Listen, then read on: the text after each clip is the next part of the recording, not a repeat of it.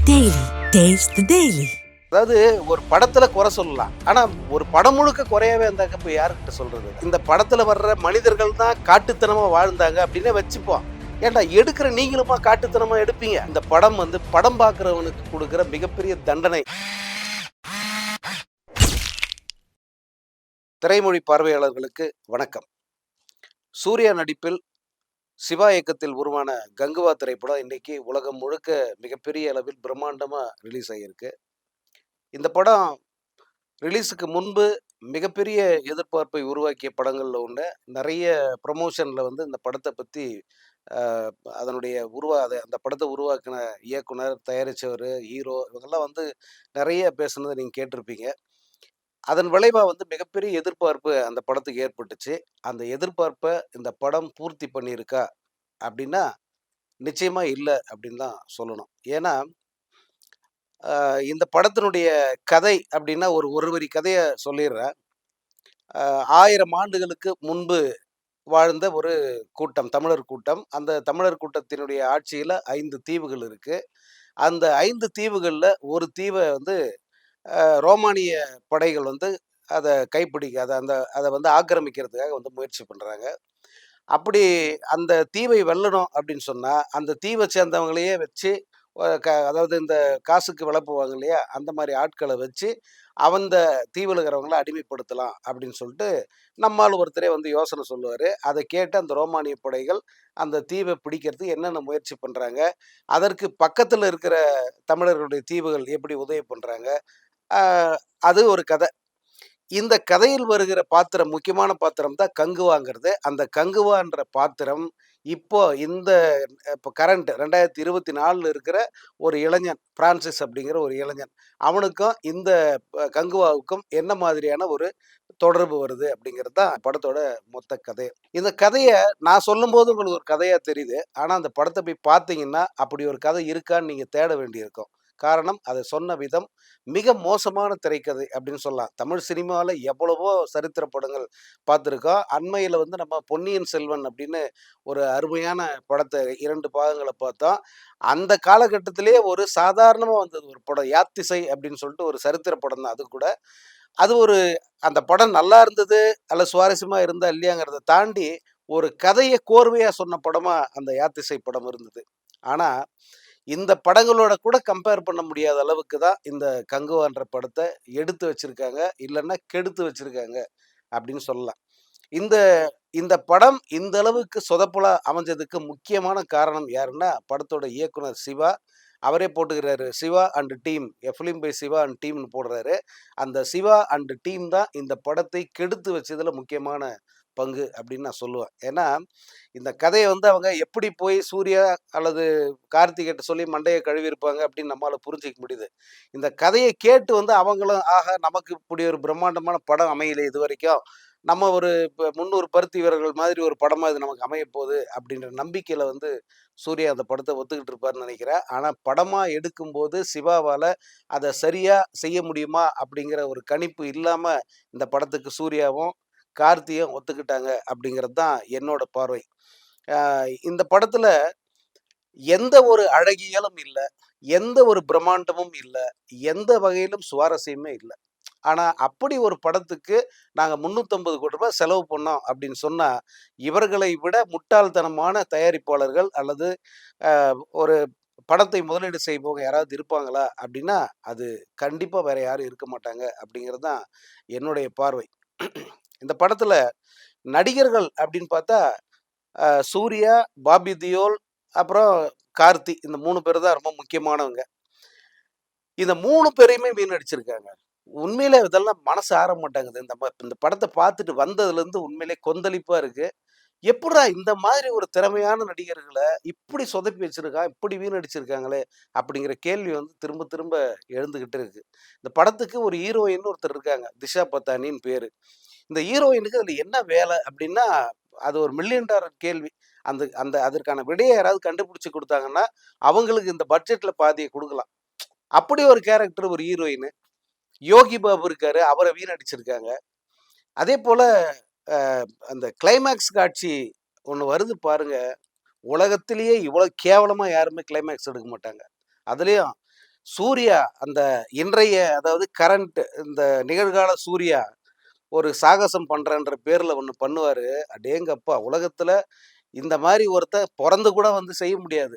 விமானத்தோட இருக்கை, விமானத்தோட இறக்கை, அதாவது பின்னாடி பகுதி இருக்க, இந்த பின்னாடி பகுதியில இருக்கிற 2 கம்பிய புடிச்சு தொங்கிக்கிட்டே வந்து ஒரு 30,000 அடி உயரத்துல பறக்குறாரு. அதையும் நம்ம 2 காதுலயும் 2 பூமாலைய வச்சுக்கிட்டு பார்த்துக்கிட்டு இருக்கோம். இந்த லட்சணத்துல இங்க இருக்கிற விமர்சகர்கள் கூட்டம், புத்திஜீவிகள் கூட்டம், மத்த படங்கள வந்து குறை சொல்றதுக்கு, நொட்ட சொல்றதுக்கு வந்துருவானுங்க. இந்த படத்த எல்லாம் அவங்க என்ன சொல்லுவானுங்கன்னே தெரியல. இப்படி அதாவது ஒரு படத்துல குறை சொல்லலாம். ஆனா ஒரு படம் முழுக்க குறையாவே இருந்தாக்க இப்ப யார்கிட்ட சொல்றது அத? அப்படி ஒரு படமா இந்த கங்குவா அமைஞ்சிருக்கு. படத்துல கேமரா ஒர்க்கு சகிக்கல உண்மையிலேயே. எப்படி இப்படி ஒரு ஒரு நம்ம நம்ம தமிழர்கள் எப்படி வாழ்ந்திருப்பாங்கன்ற ஒரு கற்பனை கூடவா கிடையாது? அந்த காலம் அப்படின்னா, அந்த காலம்னா என்ன எல்லாரும் இருட்டிலே இருந்துட்டாங்களா? அந்த காலத்துல யாருமே பகலையே பார்த்திருக்க மாட்டாங்களா? ராத்திரில தான் சண்டை போடுவான். ராத்திரில தான் ஊருக்கு போவான். ராத்திரில தான் போருக்கு போவான். எல்லாமே ராத்திரில தான் நடக்குமா? இந்த படம் பூரா ராத்திரில தான் நடக்குது. பகல் அப்படின்ற ஒண்ண பார்க்கவே முடியலங்கிற அளவுக்கு தான் வந்து இந்த கேமரா கோணங்கள், கேமராவுடைய லைட்டிங் மோடு எல்லாத்தையும் அப்படிதான் வந்து வச்சிருக்காங்க. சரி, அந்த அவங்க தான் கேமராமேன் தான் இப்படி சொதப்புனாருன்னா, இசைன்ற பேர்ல ஒரு ஒரு ஒரு சத்தத்த குடுத்துருக்காரு பாருங்க டிஎஸ்பி. அடேயப்பா! இவரெல்லாம் வந்து இன்னும் அ ஏதாவது ஒரு 4 படம் சொதப்புவாரு. ஒரு படத்துல கம்பேக் குடுப்பாரு டிஎஸ்பி. இனிமேட்டு அதுக்கு வழியே இல்லன்ற மாதிரி இந்த படத்துல வந்து சொதப்பி வச்சிருக்காரு. காது வந்து இந்த இந்த இதுக்கு மோட்டார் பைக் டயரு அல்லது இந்த கார் டயருக்கெல்லாம் வந்து இந்த பஞ்சர் ஆயிடும்னு சொல்லுவாங்க. பஞ்சருக்கு திருப்பி ஏதாவது போட்டு ஒட்டணும்ல. காத வந்து பஞ்சர் பண்ணி அனுப்புறாரு அவரு. வெளிய வந்து ஒரு 10 நிமிஷம் கழிச்சு தான் வந்து, "அப்பாடா! காது 2ம் சுகமா இருக்குடா இப்பதான்" அப்படின்னு நெனைக்க தோணுது. அந்த அளவுக்கு காட்டு இரைச்சல் இந்த படத்துல. அப்புறமும் இந்த படத்து டைரக்டர் இருக்காரு சிவா. அவர் வந்து ஆரம்பத்திலே சொல்லிட்டுருப்பார் போல இருக்கு. "சார், உங்க யாருக்கும் வசனமே கிடையாது சார். நீங்க ஜாலியா நடிங்க சார். எப்பல்லாம் தோணுதோ அப்பல்லாம் கத்துங்க சார். எப்பல்லாம் வந்து உங்களுக்கு இன்னும் எவ்வளோ ஆக்ரோஷமா கத்த முடியுதோ, கத்துறதுல எவ்வளோ உச்சமோ அவ்வளோ கத்துங்க. அது போதும்." அப்படின்னு சொல்லியிருக்காரு. நான் சொன்னது மிகையா இருந்தா, என்ன சட்டைய புடிச்சு கேளுங்க வந்து. இந்த படத்தோட ஆரம்ப காட்சியிலிருந்து கிளைமாக்ஸ் கடைசி வரைக்கும் கத்துறத தவிர, அவங்க வசனமா பேசுனதுங்கிறது ரொம்ப ரொம்ப ரொம்ப கம்மி. அப்படி ஒரு ஒரு மோசமான மேக்கிங் இது. இத வந்து யாராருமே வந்து அதாவது இந்த டாலரன்ஸ் அப்படின்னு சொல்றோம்ல, பொறுமை. இந்த பொறுமையின் சிகரமா இருக்கிறவன் கூட அந்த படத்த பார்த்துட்டு வந்து கொதிச்சு போயிடுவான். அப்படி வந்து கெடுத்து வச்சிருக்காங்க. அந்த அளவுக்கு வந்து ஒரு சத்தமாவும், இரைச்சலாவும், ஒரு எந்த வகையிலும் அதாவது சரி இந்த படத்துல வர்ற மனிதர்கள் தான் காட்டுத்தனமா வாழ்ந்தாங்க அப்படின்னே வச்சுப்போம். ஏன்டா எடுக்கிற நீங்களுமா காட்டுத்தனமா எடுப்பீங்க? இந்த மாரி யாராவது ஒரு படத்த பார்த்துருக்கீங்களா? நீங்க ஆங்கில படங்கள் எவ்வளோ இருக்கு. அந்த படங்கள் எல்லாம் போய் பாருங்களேன். அந்த படத்துல இப்படியா வந்து வரலாற காட்டுறாங்க? நம்முடைய அதாவது மனித இனத்தின் வரலாறுங்கிறத எவ்வளோ முடியுமோ அவ்வளோ தூரத்துக்கு டீசென்ட்டா தான் காட்டியிருக்காங்க. ரொம்ப மோசமா கோராமையா காட்டின படங்கள்ன்றது ஏதோ 1, 2 தான் இருக்கும். அவன் ஒரு மனவியாதி பிடிச்சவனா இருப்பான். அவனால தான் அப்படி எடுக்க முடியும். பட் உங்களுக்கு என்ன ஆச்சு? நம்ம தமிழருடைய வரலாற்ற படிச்சிருக்கீங்களா? தமிழர் வரலாறுங்கிற புத்தகங்கள பாருங்க. 1000 வருஷத்துக்கு முன்னாடி நம்ம தமிழ் சமுதாயம் எப்படி அதாவது த கல்ச்சுரல் ரிச்சஸ்ட் சொசைட்டின்னு சொல்லுவாங்க. அதாவது பண்பாட்டிலேயே பணக்கார ஒரு கூட்டம் எதுன்னா, அது இந்த தமிழர் கூட்டம் தான். நீங்க அது கற்கால கரிகால சோழன் காலமா இருந்தாலும் சரி, ராஜராஜ சோழ காலமா இருந்தாலும் சரி, கரிகால சோழன் காலத்துக்கும், ராஜராஜ சோழன் காலத்துக்கும் இடைவெளியே 1000 ஆண்டுகள். எது 2 சோழ மன்னர்கள் காலத்துக்குமே இடைவெளி 1000 ஆண்டுகள். அந்த 2000 வருஷத்துக்கு முன்னாடி இந்த கரிகால காலத்திலயும் நம்ம நாகரிகமான சமூகமா தான் இருந்தோம். ராஜராஜ சோழன் காலத்திலயும் நம்ம அதை விட மேம்பட்ட நாகரிகம் கொண்ட சமூகமா தான் இருந்தோம். நீ 1000 வருஷத்துக்கு முன்னாடி வாழ்ந்தாங்கன்னு சொல்லிட்டு முழுக்க முழுக்க இந்த கற்கால ஆதிவாசிகள் எப்படி இருப்பாங்க? அந்த மாரி காட்டுறீங்களே, இதெல்லாம் வந்து உங்களுக்கே அடுக்குமா? பார்க்கிறவன் இன்னொன்னு காசு குடுத்து படம் பார்க்கறது எதுக்கு? ஒரு ஒரு சந்தோஷமான மனநிலையோட திரும்ப வரணும். ஒரு படம் பார்க்கறது என்ன சும்மாவா? ரூ. 1000 குடுக்கணும். ரூ. 1000 குடுத்தா தான் நீங்க ஒரு படத்த தமிழ்நாட்டுல பார்க்க முடியும். அந்த அளவுக்கு செலவு மிக்க ஒரு பொழுதுபோக்கா மாறி போச்சு. அப்படி போயிட்டு வர்ற அந்த பொழுதுபோக்கு, பொழுதுபோக்கா இல்ல.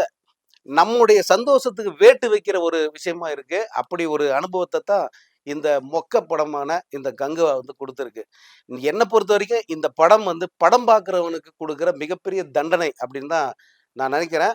சூர்யா, கார்த்தி நீங்க ரொம்ப பண்பாடுள்ள நடிகர்கள். எனக்கு தெரிஞ்சு தமிழ் சினிமாவிலேயே மிகுந்த பண்பு மிக்க ரொம்ப டீசென்ட்டான நடிகர்கள் அப்படின்னா அவங்க 2 பேரையும் நான் சொல்லுவேன். எந்த இடத்துலயுமே வந்து உங்கள எல்லாம் வந்து பத்திரிகையாளர்களும் சரி, அல்லது படம் உண்மையில நல்ல படம் பார்க்கணும்னு நினைக்கிறாங்களே, அந்த ரசிகர்கள் யாருமே உங்கள எந்த இடத்துலயும் விட்டு குடுத்ததே இல்ல. உங்க படங்கள வந்து அப்படியே இரு கைகளாலும் தாங்கி தான் பிடிச்சிருக்காங்க இதுவரைக்கும். ஆனா, நீங்க இந்த மாதிரி கேவலமான கதைகள், கேவலமான மேக்கிங் உள்ள படங்கள நடிக்க ஒப்புக்கிட்டு, அந்த மாரி படங்கள குடுக்கறது, உங்களுடைய தீவிர ரசிகர்களுக்கு தருகிற மிகப்பெரிய தண்டனை அப்படிங்கிறத நீங்க புரிஞ்சுக்கங்க. அதுலயும் கார்த்தி, உங்களுடைய மேக்கப்ன்னு ஒண்ணு இந்த படத்துல போட்டிருக்காங்க. நீங்க திருப்பி அது கண்ணாடியில பார்த்ததே இல்லையா? இல்ல மேக்கப் மேன் உங்கள பார்க்கவே கூடாது சார். நான் போட்ட மேக்கப் அப்படியே தான் நீங்க போய் நேரா கேமரா முன்னாடி நின்றுங்க அப்படின்னு சொல்லி அனுப்புறாரோ தெரியல. இந்த 1000 வருஷத்துக்கு முன்னாடி கொடூரமா இருக்கீங்க. 1000 வருஷம் கழிச்சு 2024ல மகா கொடூரமா இருக்கீங்க. இப்படி ஒரு கேரக்டர வந்து உங்களுடைய கரியர்லயே நான் பார்த்ததில்ல. அதனால இனி வரும் காலங்கள்ல இந்த மாதிரி படங்கள தயவு செஞ்சு தராதீங்க. குறிப்பா இதுக்கு 2வது பாகம்ன்னு ஒண்ணு எடுக்கிறதா சொல்லியிருக்கீங்க. இல்ல அத எடுத்து வச்சுட்டீங்களான்னு கூட தெரியல. அத தயவு செஞ்சு வெளிய விட்டுறாதீங்க.